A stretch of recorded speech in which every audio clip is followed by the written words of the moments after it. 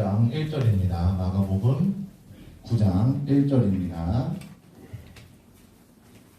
제가 읽어드리겠습니다. 또 그들에게 이르시되 내가 진실로 너희에게 이르노니 여기 서 있는 사람 중에는 죽기 전에 하나님의 나라가 권능으로 임하는 것을 볼 자들도 있느니라 하시니라. 아멘. 오늘 본문 말씀으로 목사님께서 말씀 전해주시겠습니다. 할렐루야. 우리 교회 현장과 터드림관과 또 유튜브로 영상으로 예배드리는 우리 모든 성도님들 환영하고 축복합니다. 오늘도 말씀으로 큰 은혜가 임하게 되기를, 또 말씀을 듣는 것만 아니라 깨닫고 기도와 삶 속에 잘 적용하시기를 주님의 이름으로 축복합니다. 네, 마가복음 9장 1절 제가 한 번 더 읽어보겠습니다. 또 그들에게 이르시되 내가 진실로 너희에게 이르노니 여기 서 있는 사람 중에는 죽기 전에 하나님의 나라가 권능으로 임하는 것을 볼 자들도 있느니라 하시니라. 예수님께서 제자들과 또 사람들이 모인 자리에서 말씀을 전하시고 천국과 하나님의 나라를 가르치시고 전파하시면서 그 현장에 있는 사람들에게, 그때 당시에 그 현장에 있는 사람들에게 이 말씀을 하셨습니다. 여기 서 있는 사람 중에는, 그러니까 그때 당시 사람들 중에는 죽지 않고 죽기 전에 하나님의 나라가 권능으로 임하는 것을 볼 자들도 있느니라. 이러한 말씀입니다. 성경은 분명히 살아계신 하나님의 말씀인 것을 믿으시지요? 우리 성도님들은 그렇게 믿으실 줄 믿습니다. 성경은 살아계신 하나님의 말씀, 하나님이 살아계신 신이시니까 또 그분이 하신 말씀이 성경이고, 성경은 살아계신 하나님의 말씀이고, 또 성경의 모든 약속과 예언은 이루어졌고 또 지금도 이루어져 가고 있습니다. 그래서 1.1획도 변하지 않고 다 이루어지고 땅에 떨어지지 않는다고 예수님께서 말씀하셨습니다. 저는 성경에 그 하나님의 예언을 하신다든지 또 말씀을 받은 그 예언자들이나 종들이 선포한 말씀이 수많은 세월이 흘러도 그대로 이루어지고 역사적으로 증명되어진 그런 것들을 볼 때마다, 야, 참으로 성경은 틀림없는 하나님의 말씀이고 하나님의 약속은 틀림없이 이루어지는구나. 그렇기 때문에 우리가 믿고 구원받은 것이, 구원받았다는 것이 확실한 것이고, 아멘이지요. 죽은 후에 우리 영혼이 천국 간다는 것도 확실한 것이고, 또 예수님이 승천하시고 다시 오신다고 하신 그 약속과 예언도 틀림없이 이루어진다는 것을 굳게 믿으시기 바랍니다. 저는 그렇게 믿습니다. 여러분도 믿으시지요? 저는 오늘 아침에도 이 말씀을 또 한번 준비한 말씀을 이렇게 보면서 갑자기 또 그 말씀이 생각나더라고요. 그래서 설교하기 전에 이 말씀을 한번 우리 성도들에게 다시 한번 아는 거지만 이렇게 기억을 되살릴 수 있도록 한번 얘기를 좀 해야겠다. 뭐냐면은 우리가 이제 구약 성경에 보면은 여호수아와 이스라엘 백성들이 요단강을 건너서 가나안을 정복하잖아요. 그런데 그 첫 번째 그들의 앞길을 가로막고 있는 것이, 요단강을 건너는 것도 문제였지만은 요단강도 하나님이 기적적인 방법으로 건너게 됐고, 그리고 이제 그 다음에 여리고성이 가로막고 있습니다. 그 여리고성도 저 하나님의 방법대로 하나님이 엿새 동안은 하루에 한 바퀴씩 돌고, 일곱째 되는 날은 하루에 7바퀴 돌으라 그랬죠. 그래서 총 13바퀴. 그렇게 이제 기도하는 마음을 가지고 말씀에 순종해서 여리고성을 돌았습니다. 그리고 이제 마지막 7바퀴 돌을 때 소리를 치면서 하나님께 영광을 돌리니까 그 여리고성이 도저히 사람으로서는 무너뜨릴 수가 없는 여리고성이 어떠한 물리적인 힘을 가한 것도 아니고 옛날 그 사극 같은 데 보면 성을 점령하러 가는 그 옛날 군인들이 막 돌을 쏴대고 막 불화살을 쏘고 막 그러는데 그렇게 절대 하지 않았습니다. 그냥 조용하게 말도 안 하고 그냥 도는 거예요. 그랬더니 하나님이 약속하신 말씀대로 여리고성이 무너져 내렸어요. 아멘이죠? 그 무너져 내린 틈을 타서 이제 이스라엘의 군대가 진격을 해서 여리고성을 점령하고 여리고성을 다 무너뜨렸습니다. 그리고 이제 여호수아가 백성들 앞에서 하나님의 말씀을 받아가지고 그렇게 선포하는 것이 여호수아 6장 26절에 나와 있어요. 누구든지 어느 때든지 아무리 세월이 흘러도 그 말이죠. 이 여리고성을 다시 건축하려고, 왜냐하면은 하나님의 말씀대로 저주를 받아가지고 하나님의 능력으로 무너뜨려진 성인데 사람의 힘으로 이 여리고성을 다시 쌓으려고 누구든지 기초를 놓으려고 하는 사람은 기초를 놓는 순간에 마다들이 갑자기 쓰러져 죽을 것이고, 그것도 깨닫지를 못하고 문틀을 또 세우려고 하면은 막내 아들이 쓰러져 죽을 것이다 하고 여호수아가 여호수아 6장 26절에 선포를 합니다. 그 하나님 말씀이거든요. 아멘이시죠. 그런데 세월이 흐르고 흘러서 500년이라는 세월이 흘렀습니다. 참으로 긴 세월이죠. 우리나라 그 고려가 500년, 500년의 세월 굉장한 겁니다. 세월이 500년이 흘렀는데 열왕기상 16장 34절에 보면은 그때 당시에 타락한 시대예요. 하나님의 말씀도 무시하고 막 이렇게 하는 시대인데 500년이 흐른 후 구약성경 열왕기상 16장 34절에 그 시대에 그렇게 나와요. 하나님을 무시하고 우상숭배하고 하나님의 말씀을 아주 무시하는 그 시대에 히엘이라고 하는 사람이 여리고성을 한번 쌓아야겠다 하고서 여리고성을 쌓으려고 기초를 갖다 놨습니다. 기초를 놨는데 마다들이 얼렁마다 빠져서 죽었습니다. 근데 그것도 깨닫지 못하고 또 문틀을 세우려고 세우는 순간에 막내 아들 수국이라 그랬나? 거기 나와 있어요. 열왕기상 16장 34절에 막내 아들이 장대 같은 막내 아들이 쓰러져 그냥 죽어버렸습니다. 야, 이걸 볼 때에 나는 그 말씀을 자꾸 생각합니다. 야, 이걸 볼 때에 하나님이 한번 해놓으신 말씀은 수많은 세월이 흘러도 틀림없이 이루어진다. 틀림없이 이루어진다.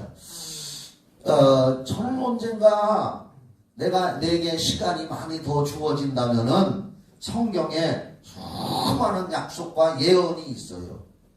예수님의 탄생에 대해서 구약에 예언되어 있는 거 이런 것들이 많이 있는데 그런 걸 제가 연구를 해가지고 아주 체계적으로 하나님이 약속한 것이나 또 예언한 것이나 그것이 어떻게 이루어졌고 성취되었다는 것 이런 것만 찾아가지고 한번 설교를 해봤으면 좋겠다.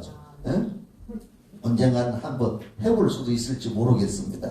기도해 주시기 바랍니다. 그게 말하자면 여호수아 6장 26절이 말씀하고 500년이 흐른 다음에 열왕기상 16장 34절에 그대로 이루어지는 걸 볼 때에 야, 예수님이 신약에서 하신 말씀대로 하나님의 말씀은 1.1핵이라도 변함이 없고 민수기 23장 19절에 하나님이 한번 하신 말씀은 하나도 떨어지지 않고 다 이루어진다. 하나님은 시건치 않으신다. 변치 않고 이루어진다는 그런 말씀입니다. 얼마나 그런 말씀을 볼 때마다 야, 성경은 살아계신 하나님의 말씀이구나. 그래서 우리는 성경을 하나님의 말씀으로 믿어야 될 줄 믿습니다. 그런데 이제 저도 그래요. 저도 사람인 거로 성경을 이렇게 이제 읽다 보면은 그래도 저는 성경을 많이 읽는 편이거든요. 요즘에도 꾸준히 틈날 때마다 성경을 자꾸 읽으려고 해요. 그래서 성경을 읽다 보면은 이해되지 않는 부분이 많이 있습니다. 저같이 성령 충만하고 성령의 인도를 받으면서 살려고 하는데도 이해되지 못하는 부분들이 많이 있습니다. 그 사실입니다. 베드로도 그랬어요. 베드로도 우리 한번 베드로후서 3장 15절 한번 찾아줘 봐요. 방송진에서 베드로후서 3장 15절로 16절. 거기 보면은 이 베드로후서를 기록한 베드로 사도. 베드로가 누굽니까? 예수님의 으뜸 제자잖아요. 12제자 중에서도 수제자, 으뜸 제자입니다. 얼마나 성령 충만 받았던지 사도행전 5장에 보면은요, 베드로가 지나갈 때 햇빛이 이쪽에 있단 말이에요. 그러면 그림자는 어느 쪽에? 이쪽에 비친단 말이에요. 그러면 베드로가 지나갈 때에 그림자만 스쳐 지나가도 병든 자가 벌떡벌떡 일어났습니다. 할렐루야. 사도행전 5장 읽어보면 그렇게 나와요. 제가 하는 말이 아니라 성경에 나와 있어요. 성경에 나와 있는 건 믿으시기 바랍니다. 그렇게 성령 충만하고 오순절날 마가다락방에서 권능을 받은 베드로가 이런 말을 했단 말입니다. 뭐 베드로의 영적 수준은 저는 뭐 따라갈 수가 없지요, 감히. 그런데도 이렇게 얘기했어요. 베드로 후서 3장 15절로 16절에 보면은 또 우리 주의 오래 참으심이 구원이 될 줄로 여기라. 우리가 사랑하는 형제 바울도 바울의 권위를 인정했어요. 베드로도 우리가 사랑하는 형제 바울도 그 받은 지혜대로 너희에게 이같이 썼고, 바울도 성경을 썼는데 구원에 대해서 썼단 말이에요.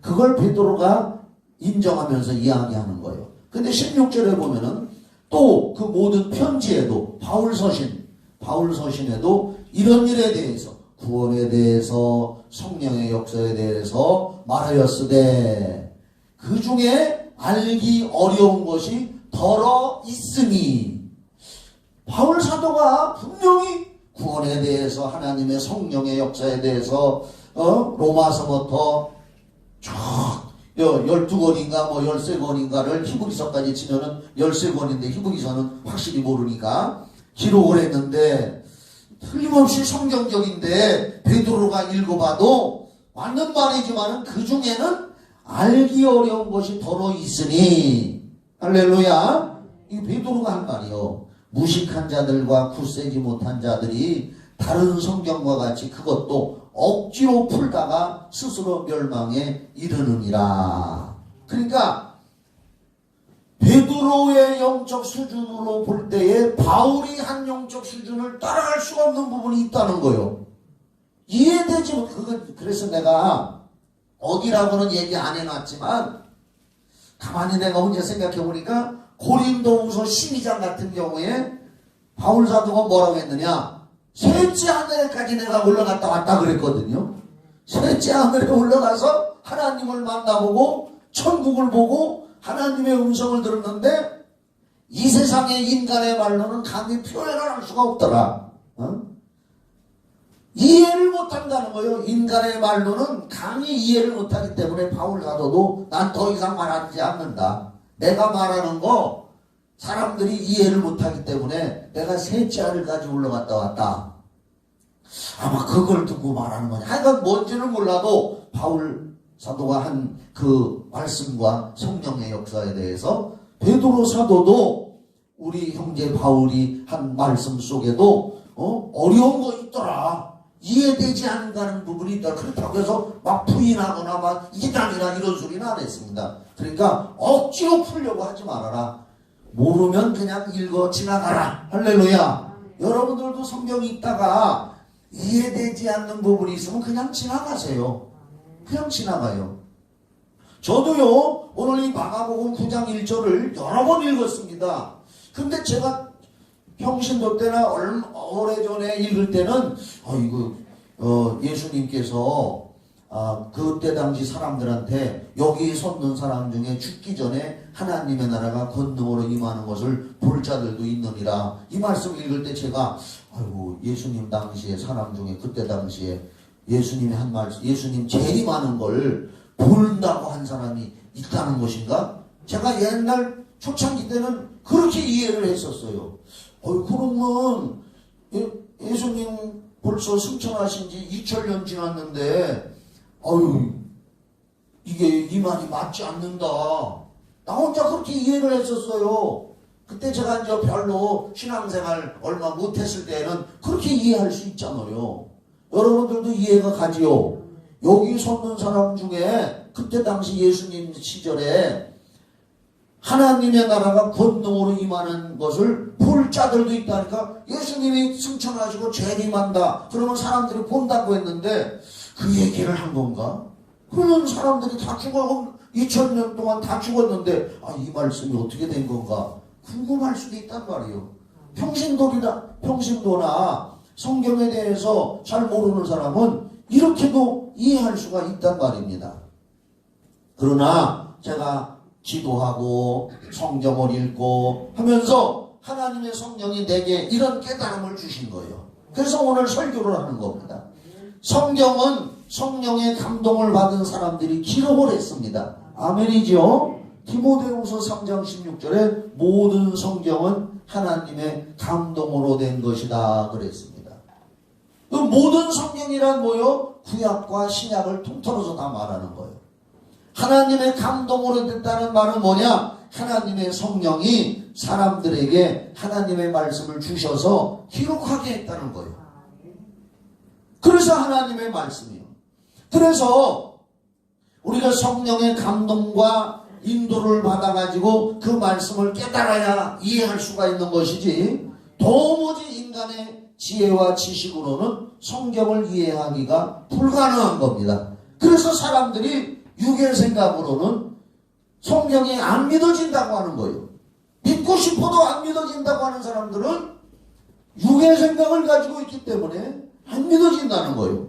근데 오늘 저와 여러분들에게는 그나마 그래도 믿어지게 하시니 감사한 일인 줄 믿습니다. 얼마나 감사한 것이요.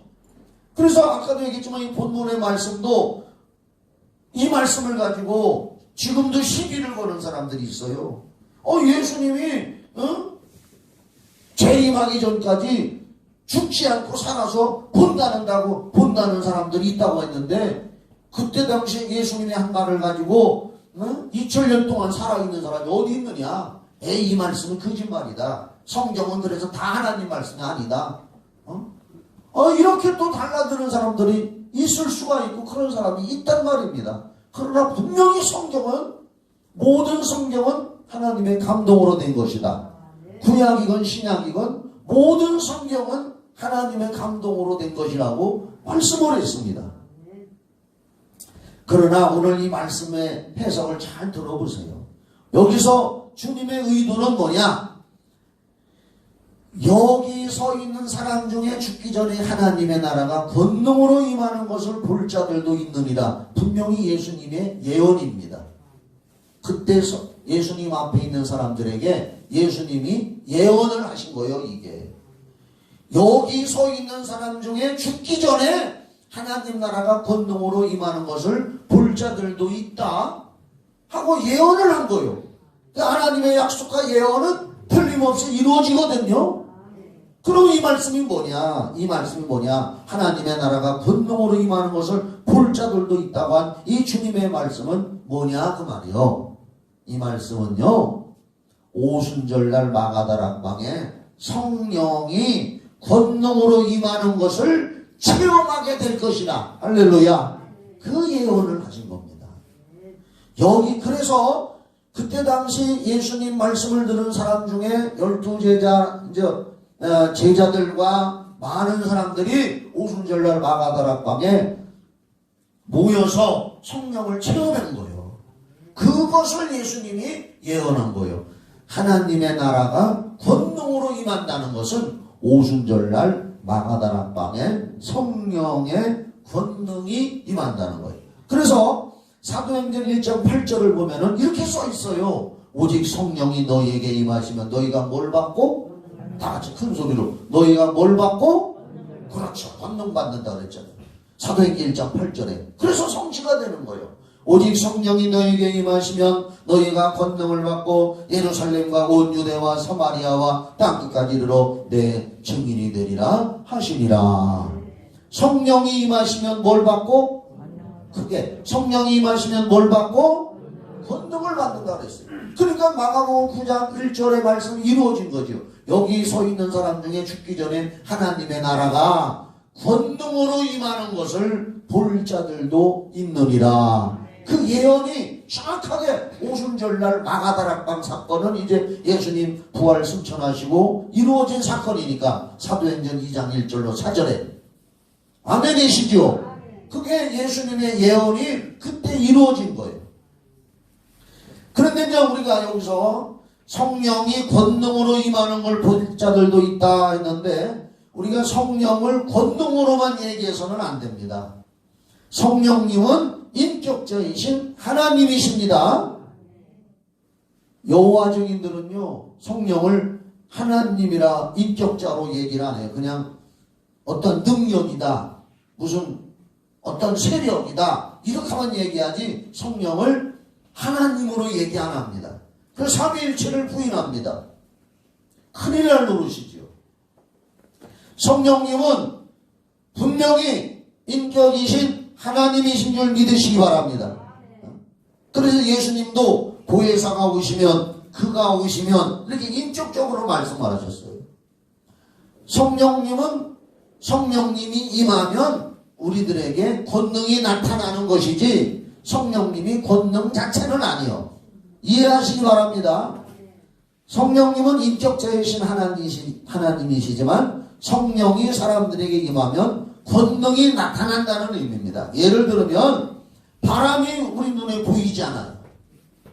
지금 여기도 바람이 있는 거예요. 공기 바람이 바람이 눈에 보이지 않지만 바람이 세게 불어서 사람들에게 영향력을 주거나 태풍의 위력을 사람들이 느낄 때에 아 바람이 세게 불었구나 바람이 있구나 하는 것을 말하잖아요.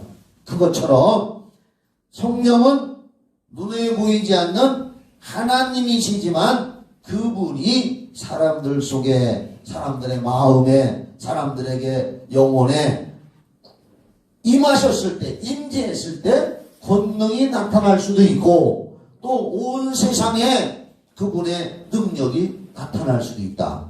예를 들면은요 로마서 9장에 보면은 하나님은 보이지 않는 분이시지만 모세에게는 하나님의 성령으로 하나님의 능력을 주셨고 애굽의 왕 바로에게는 악령의 세력이요 말하자면 그래서 하나님이 직접 바로와 대결한 것이 아니라 모세 하나님의 권능을 가진 모세와 악령의 세력 세상의 세력을 가진 바로와 능력 대결을 시켜서 하나님의 성령님이 계시다는 걸 사람들에게 알게 한 겁니다. 그래서 바로를 세워서 하나님의 능력이 계시고 하나님이 계시다는 걸 알게 하기 위해서 바로도 내가 세웠고 모세도 내가 세웠다 이렇게 성경은 말씀하고 있단 말이에요. 그렇기 때문에 성령이 임하시면 권능이 나타난다는 거예요.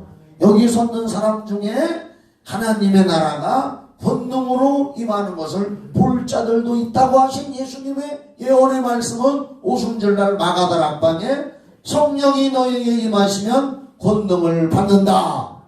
그렇게 성취가 된 거란 말입니다. 이걸 예수님의 재림하고 연결을 시키면 성경은 맞지가 않습니다. 이걸 가지고 불신자나 성경을 비판하는 사람들이 따지고 들면서 성경은 맞지 않는다. 거짓말이다. 2000년 동안 누가 예수님 재림하는 거 본 사람 아직까지 누가 있느냐 하면서 예수님 재림을 부인하는 거예요. 인터넷에 들어가서요. 조심하시기 바랍니다. 제가 아까도 얘기했지만 성경의 약속과 예언에 대해서 연구를 하고 싶은 마음이 생겨서 아까 여호수아 6장 26절이 500년 후에 열왕기상 16장 34절에 딱딱 들어맞는 걸 이런 걸 볼 때에 창세기 3장 15절 같은 건 여인의 후손 그건 예수님 오시기 전 4,000년 전에 예언되어 있는 원시복음 아니에요? 여인의 후손 그것이 마태복음 1장에 보면은 동정녀 마리아의 몸에 처녀가 잉태됐다고 성취가 됐지요. 아멘이시죠? 이렇게 성취가 되는 것만 제가 연구하고 싶은 마음이 요새 생겨가지고 내 실력으로는 다 할 수가 없으니까 그래도 나도 공부를 해야 되니까 성경에서 약속이나 예언을 한번 쳐봤어요. 여러분들은 하지 마세요. 예언을 쳐보면 전부 신천지 얘기예요. 신천지가 예언에 대해서 전부 선점을 해놨어. 무서워요. 예언이라는 단어를 치면은 한 99% 정도가 신천지 이만희가 예언한 거, 어떤 지파에서 어떤 목사가 설교한 거, 전부 신천지요. 그래서 예언 얘기, 이런 얘기 하면은, 재림 얘기, 이런 얘기 쳐보면은 전부 이단 신천지들이 쫙 다 따라놨어요.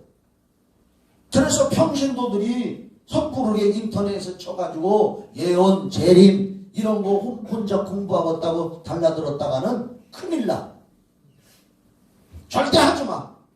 내가 아주 선포해요. 내가 그거 알아보려고 예언 이렇게 쳐보니까 신천지 쫙 나왔어. 못 모르고 그걸 클릭해서 읽어보면은 전부 신천지. 평신도들은 그거 모르거든요. 고린도후서 1장 22절에 고린도후서 1장 22절에 이런 말씀이 있습니다. 제가 여러 번 말씀을 드렸는데 잘 들어봐요. 예수님 하나님이 그가 또한 우리에게 인치시고 보증으로 우리 마음에 성령을 주셨느니라. 여러분 성령을 우리가 어디에다 담는 거예요? 육체에다 담는 게 아닙니다. 화장품이나 크림이나 무슨 핸드크림이나 이런 건 사람 몸 껍데기다 이렇게 바르지만 성령은 우리 몸 껍데기다 바르듯이 바르는 게 아니에요. 성령은 보증으로 고린도후서 1장 22절 저기 나와 있네. 읽어봐요. 시작. 그가 또한 우리에게 인치시고 보증으로 우리 마음에 성령을 주셨느니라. 하나님이 성령을 우리 마음에다 부어주셨다 그 말이에요. 그래서 이 마음을 여기 마음이라고 나와 있지만 다른 말로 해석하면은 영혼이라고도 해석할 수가 있는 거예요. 성령을 우리 영혼에다가 또는 심령에다가 우리 마음에다가 부어주셨다. 그래서 성령의 열매를 맺어라. 성령의 열매 9가지 갈라디아서 5장 22절에 오직 성령의 열매는 사랑, 희락, 화평, 자비, 양성, 충성, 온유, 절제, 오래 참음 이렇게 9가지의 성령의 열매가 갈라디아서 5장 22절에 나와 있는데 이게 무슨 얘기냐? 성령을 우리가 마음에 모시면 우리 마음이 예수님의 마음을 닮아가지고 그 예수님의 인격이 사랑으로 우리에게서 나타나고 희락으로도 나타나고 사랑, 희락, 화평으로도 나타나서 사람과 사람 사이에 화평도 하고 양선 아주 선한 마음을 갖게 돼. 이렇게 그래서 빌립보서 2장 5절에 있는 말씀처럼 너희 안에 이 마음을 품으라. 곧 누구 마음? 그리스도 예수의 마음을 품으라 하는 것이 갈라디아서 5장 22절에 성령이 너희에게 임하시면 성령의 9가지 열매가 이렇게 나타난다는 것은 쉽게 얘기해서 예수님의 마음을 성령이 우리 안에 들어오셔서 예수님 마음을 주셔서 우리의 인격과 말과 행동에 그런 예수님 하나님의 인품이 나타난다는 얘기입니다. 성령을 우리 마음에 인치시고 보증으로 주셨다는 얘기 뭐냐? 도장 찍듯이, 이게 인이 도장 인자예요. 도장을 찍어서 내 것이다 하고 도장을 찍듯이 또 보증으로 너는 하나님의 자녀다, 하나님의 천국 갈 사람이다 라고 하는 것을 보증해주고 확 도장 찍어 놓듯이 그걸 하기 위해서 구원받은 사람에게 그 마음에 성령을 주셨다는 얘기요. 내가 왜 이 이야기를 하느냐? 권능으로 하나님의 나라가 임한다는 얘기는 뭐냐? 성령이 우리 마음에 들어오시면 하나님의 나라가 이루어진다는 얘기입니다. 하나님의 나라가. 그래서 내가 오늘 설교 준비를 하면서 성경에서 하나님의 나라하고 검색을 해봤더니 구약 성경에는 한 번도 안 나와. 신약에만 57번이 나와. 하나님의 나라라고 하는 것이 50이 뭐지? 쉰인가? 57번이 나와. 몇 번 나온다고요? 하나님의 나라 하고서 내가 성경을 인터넷에서 검색을 해봤어요. 하나님의 나라 쓰고서 탁 치니까 성경 검색하는 프로그램이 있어. 그랬더니 하나님의 나라가 57번이 나오는데 구약에는 한 번도 안 나와. 전부 신약 성경에만 하나님의 나라가 나오는데 예수님도 하나님의 나라에 대해서 많이 말씀하셨어요. 예를 들면 누가복음 17장 20절로 22절에 바리새인들이 하나님의 나라가 거기 나오잖아요. 하나님의 나라가 어느 때에 임하나이까 묻거늘 예수께서 대답하여 이르시되 하나님의 나라는 볼 수 있게 임하는 것이 아니요 또 여기 있다 저기 있다고도 못하려니 하나님의 나라는 너희 안에 있느니라. 누가복음 17장 22절에 하나님의 나라가 언제 임하지요? 하고 바리새인들이 물어봤어. 궁금해야. 그들이 이제 막 그 하나님의 나라가 천국을 얘기하는 거예요. 그래서 57번 하나님의 나라라고 하는 것을 쭉 읽어보면 거의 대부분이 하나님의 나라라는 의미는 죽은 다음에 가는 천국에 대해서 많이 말씀을 해놨어요.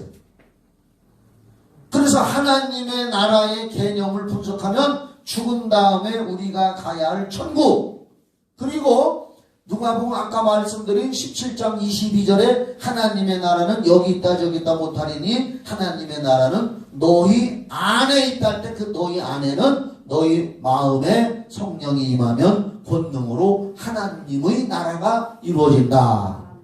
우리 마음에 하나님의 나라, 그래 심령천국 얘기 들어봤죠? 따라해요. 영생천국, 심령천국. 네, 우리 마음에 하나님의 나라가 이루어진다는 얘기.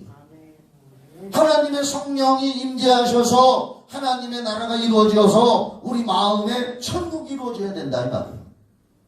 이 땅에서 마음에 예수의 보혈의 피로 제사함 받고 성령이 들어오셔서 하나님의 나라가 이루어져서 하나님의 나라를 맛보면서 누리면서 살던 사람들이 하나님의 나라에 들어가는 거고, 예수의 피와도 상관없고 성령님과도 상관없이 살던 사람들은 죽은 후에도 하나님의 나라 못 가고 하나님의 안 계신 나라에 간다고 말이요. 하나님의 안 계신 곳이 어디요?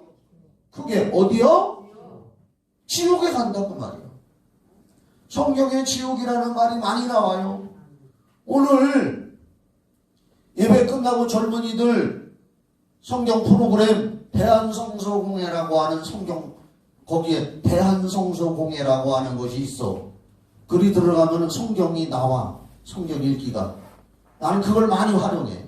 대한성서공회. 거기 가서 개역개정 해가지고서 지옥을 검색해봐. 몇 번 나오나. 예수님이 지옥에 대해서도 많이 말씀하셨어요. 지옥은 상상의 나라가 아니라 실제로 존재하는 줄 믿으시기 바랍니다. 천국도 상상의 나라가 아니라 실제로 존재하는 나라요. 한문 용어에 보면은 무릉도원이라는 게 있어요. 무릉도원. 어떤 나무하러 어떤 사람이 옛날 그 고서에 어떤 사람이 어디를 가봤더니 큰 언덕에 그냥 복숭아 꽃이 한바라게 피고 맑은 물이 흐르고 너무나 아름다운, 이 세상에서는 볼 수 없는 그렇게 아름다운 장소가 있더라. 그래서 그걸 무릉도원이라, 상상의 나라. 천국은 상상의 나라가 아니요, 실제 있는 곳이고, 지옥도 상상의 나라가 아니라, 소설 속에 있는 것이 아니라 실제 있는 줄 믿으시기 바랍니다.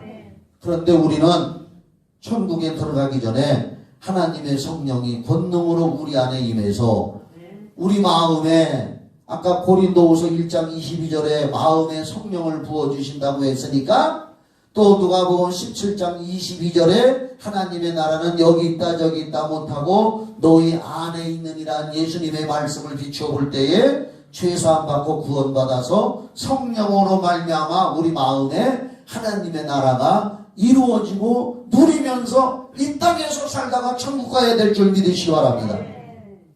그럼 우리 마음에 임하는 하나님의 나라, 성령으로 말미암아 권능이 임해서 하나님의 나라가 이루어질 때, 오늘 설교 제목이 성령과 하나님의 나라인데, 이 하나님의 나라는 뭐냐? 우리 마음에 이루어지는 것이 구체적으로 나와 있는 것을 로마서 14장 17절에 한번 찾아줘봐. 로마서 14장 17절.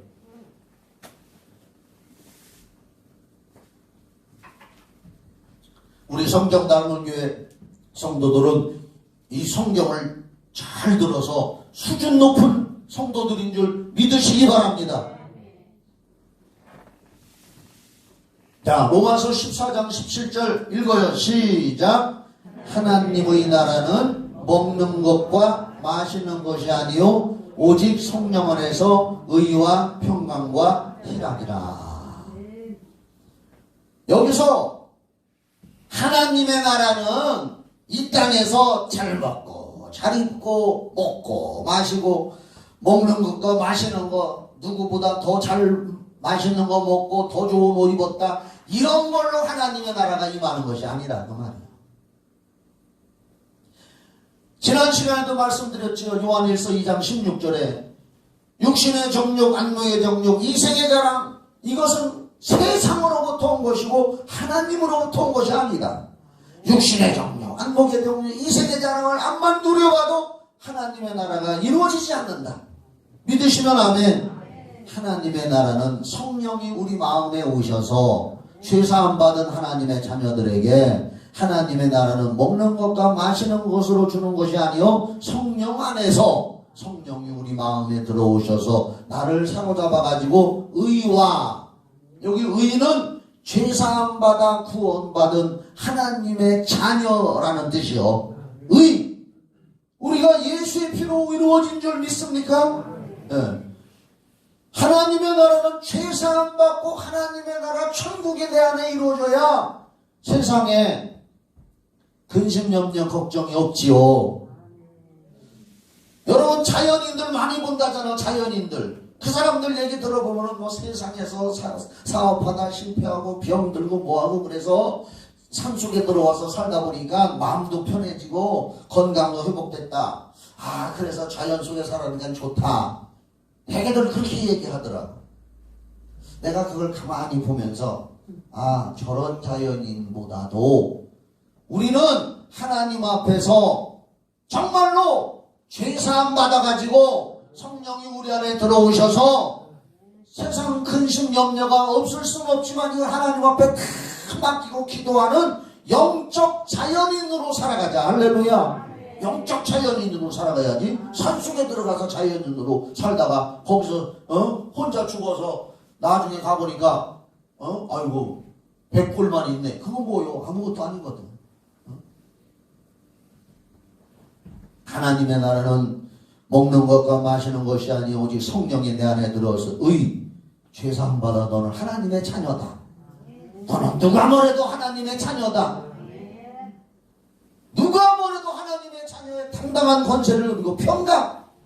세상에 근심 염려를 가지고 사는 사람들에게 천국의 소망을 가지고 세상 것은 아무것도 아니다. 다 사라져버릴 먼지와 같은 것이다. 천국의 소망을 가지니까 마음에 평강이 임하고 또 희락이 임하고, 희락이 뭐요? 기쁘고 즐거움을 주는 거예요. 이 성령 안에서 누리는 하나님의 나라, 이 성령의 권능이 임하니까 그렇게 되기를 주의 이름으로 축원합니다. 먹고 입고 마시는 육신의 정욕, 안목의 정욕, 이생의 자랑은 결코 하나님의 나라가 임할 수가 없는 거고, 그건 다 지나가는 거고, 먼지와 티끌 같은 것이고 아침 안개 같은 것인 줄 믿으시기 바랍니다. 왜냐하면 제가 여기 적어왔어요. 옛날에도 얘기한 얘기요. 삼성그룹의 창업자가 고 이병철 회장이요. 그러니까 얼마 전에 세상을 떠난 삼성의 이건희 회장의 부친이 삼성을 창업한 이병철 회장인데, 그분이 죽기 전에 고민을 한 것이 24가지를 글로 썼어요. 인터넷에 들어가면 있습니다. 이게 뭐냐? 24가지 고민한 것이, 마음의 평안과 천국이 정말 있을까? 어떻게 하면 마음의 평안 얻을까? 천국이 정말 있나? 지옥은 정말 있나? 철학적인 이야기 뭐 해가지고서 24가지를 써놨어요.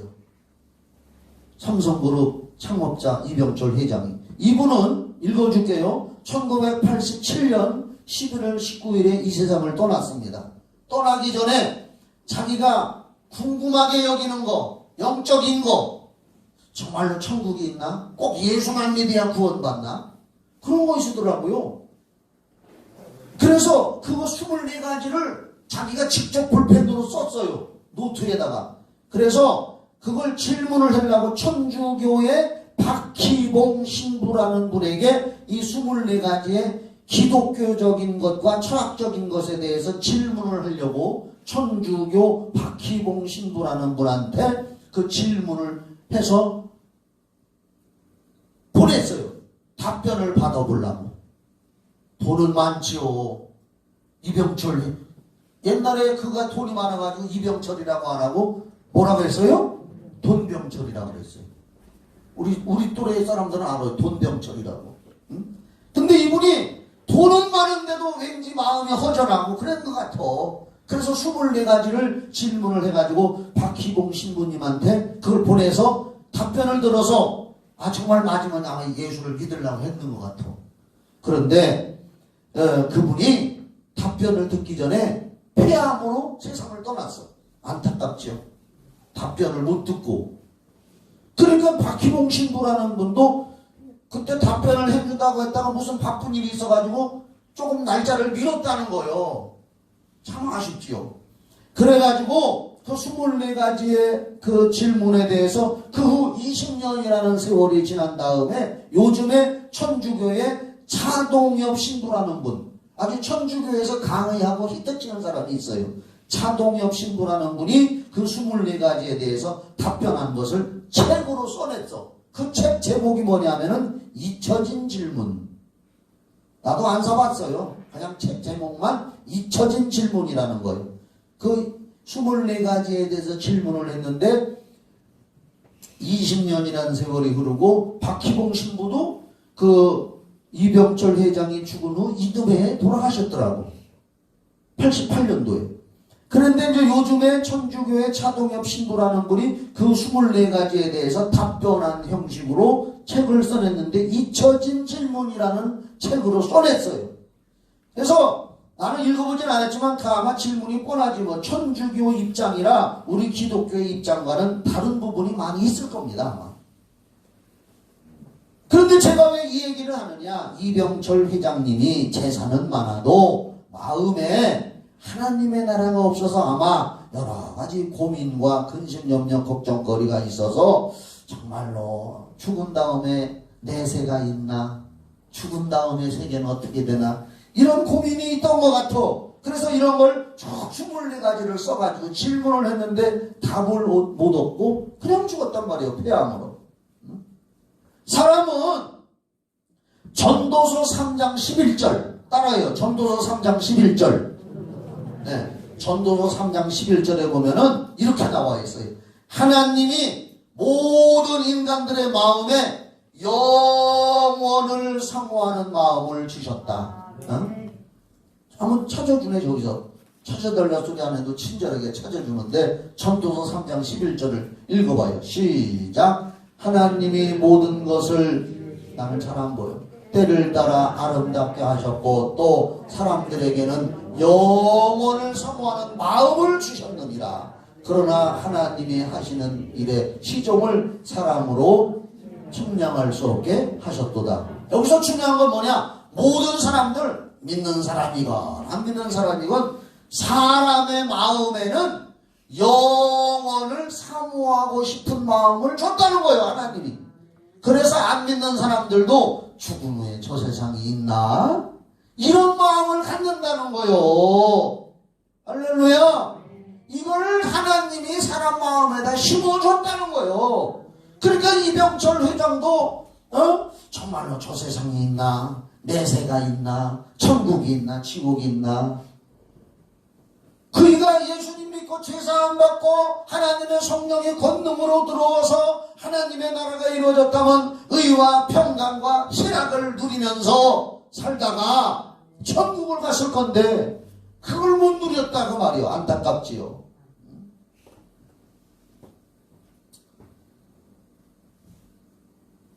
성령은 그래서 권능으로 임해서 우리에게 하나님의 나라가 이루어지게 하시는 줄 믿으시기 바랍니다. 마태복음 12장 28절에 여기 써 있습니다. 다 같이 봅시다. 읽어 시작. 내가 하나님의 성령을 힘입어 귀신을 쫓아내는 것이면 하나님의 나라가 이미 너희에게 임하였느니라. 성령을 힘입어 귀신 쫓아내면 하나님 나라가 이루어진대야. 하나님 나라가. 그래서 제가 여러 번 말씀드렸잖아요. 귀신은 인간사의 저주의 대명사다. 그래서 내가 대명사가 도대체 무슨 뜻이냐, 대명사 얘기하는데도 근데 국어사전을 찾아봤어. 대명사가 뭐냐 찾아봤더니 어떤 속성을 대표적으로 나타내는 것 이렇게 나와 있어. 어떤 속성을 대표적으로 나타나는 게 대명사다. 그러니까 내가 귀신은 인간사의 저주의 대명사다 하면은 대개 저주의 속성을 나타내는 부분에는 귀신이 있다 이 말이요. 아멘도 안 하네. 그래서 성령을 힘입어 귀신 쫓으면 하나님의 나라가 이루어진다. 하나님의 나라. 제가 그래서 여기 잘 들어봐요. 내가 이렇게 써왔어요. 그러나 우리가 이 땅에 사는 동안에는 육신이라는 제한적인 부분이 있기에 완전한 하나님의 나라가 임하는 것을 맛볼 수는 없습니다. 아멘이지요? 육신을 가져서 이 땅에 살기 때문에 제한을 받아. 그러나 구원을 받은 후에는 성령을 힘입어 귀신을 쫓아낼 때 제한적이고 부분적이지만 하나님의 나라를 맛볼 수가 있고 이를 통하여 완전하고 영원한 하나님의 나라인 천국을 믿음으로 바라보고 소망하게 되는 것입니다. 고린도전서 13장 12절에 내가 한 말이 더 멋있게 성경에 나와 있어. 성경 봐. 내가 이걸 꼭 찾으려고 했어. 시간이 가도. 고린도전서 13장 12절. 내가 이렇게 설교문을 써놓고 잘 들어봐요. 구원을 받은 후에도 성령을 힘입어 귀신을 쫓아낼 때 제한적이고 부분적이지만 하나님의 나라를 맛볼 수가 있고 이를 통하여 완전하고 영원한 하나님의 나라인 천국을 믿음으로 바라보고 소망하게 되는 것이다 하고 선교 원고를 타다다다닥 타자로 성령의 영감으로 써놨는데 고린도전서 13장 12절 말씀이 생각나더라고. 내가 써놓은 말보다 더 멋있는 말씀이. 자 읽어봐요. 시작. 우리가 지금은 거울로 보는 것 같이 희미하나 그때에는 얼굴과 얼굴을 대하여 볼 것이요 지금은 내가 부분적으로 하나 그때에는 주께서 나를 아신 것 같이 내가 온전히 알리라. 그때가 언제요? 천국에 가게 되면. 천국에 가게 되면. 우리가 지금은 이 세상에 거울로 보는 것 같이 그냥 희미하게 자세히는 못 보지만은 그러나 그때는 하나님 앞에 가서 정말로 하나님을 얼굴과 얼굴로 맞대면서 예수님도 볼 것이고 지금은 이 땅에 사는 동안에는 성령의 권능을 힘입어 귀신 쫓고 성령 충만 받았고 그래서 의와 평강과 희락이 이루어지고 우리의 영혼 육 범사에 그런 것이 이루어진다 할지라도 부분적이라 그 말이요. 100% 완전하지는 않다 이 말이요. 성경에 나와 있잖아. 지금은 내가 부분적으로 아나 그때는 천국에 가서는 주께서 나를 아신 것 같이 내가 온전히 알리라. 그래서 예수 믿는 거요. 그 나라에 가서 온전한 걸 만나려고. 할렐루야. 그래도 성령을 힘입어 귀신도 쫓고 성령 충만해서 마음의 평강도 임하고 하나님의 나라가 우리에게, 우리 영혼에, 우리 마음에, 우리 자손들에게, 우리 범사에 이루어지도록 힘쓰고 애쓰고 기도하고 성령 충만 받아야 될 줄 믿으시기 바랍니다. 오늘 이 말씀을 여러분도, 오늘 대표 기도하는 사람도 그 기도하되, 우리 좋은 마음밭에 하나님 말씀이 씨가 떨어져서 열매를 맺어야 한다고. 내가 오늘 여기 써왔어. 예수님은 씨 뿌리는 비유의 말씀에서 씨가 땅에 떨어져 싹이 나지 못하는 것은 마귀가 구원을 얻지 못하게 하려고 말씀을 깨닫지 못하게 하는 것이라고 누가복음 8장 12절에 이렇게 했습니다. 내가 누가복음 8장 12절 이렇게 원고에다 써왔어. 오늘 대표 기도자가 하대. 오늘 김 목사가 성령과 하나님의 나라에서 지금 쭉 설교를 해왔는데, 마가복음 9장 1절 한 절 가지고 이 설교를 쭉 연결시켜서 해왔는데, 오늘 제가 한 설교를, 말씀을 깨닫고 여러분 심령에 이 말씀의 씨를 잘 담아 두시기 바랍니다. 싹이 나고 열매가 30배, 60배, 100배가 나도록. 그래서 오늘 주신 말씀대로 성령의 권능이 임하도록 우리의 삶 속에 여러 부분에 하나님의 나라가 권능으로 임하는 삶을 살도록 성령 충만을 받고 사모하고 기도하며 이 코로나 시대에 천국 갈 때까지 살아가야 되는 줄 믿으시기 바랍니다. 기도합시다. 이제. 하나님 감사합니다. 예수님이 마가복음 9장 1절에 여기 서 있는 사람 중에 하나님의 나라가 권능으로 임하는 것을 볼 자가 있다고 예언을 했는데, 오순절 마가다락방에서 그것이 이루어졌습니다. 하나님, 성령으로 하나님의 나라가 이루어진다고 했습니다. 우리들이 제한적이지만 부지런히 기도하고 성령 충만 받고 기름 부음을 받아서 이 땅에 사는 동안에 이왕이면 저주도 물리치고 부분적이지만은 체험하여 천국을, 속성을, 천국의 희망을 깨닫게 하여 주시옵소서. 예수 이름으로 기도하옵나이다. 아멘. 이 찬송 부르면서 나를 성령에 기름 부어서 도구로 써주시옵소서. 천국을 증거하는 종 되게 달라고 불러보세요.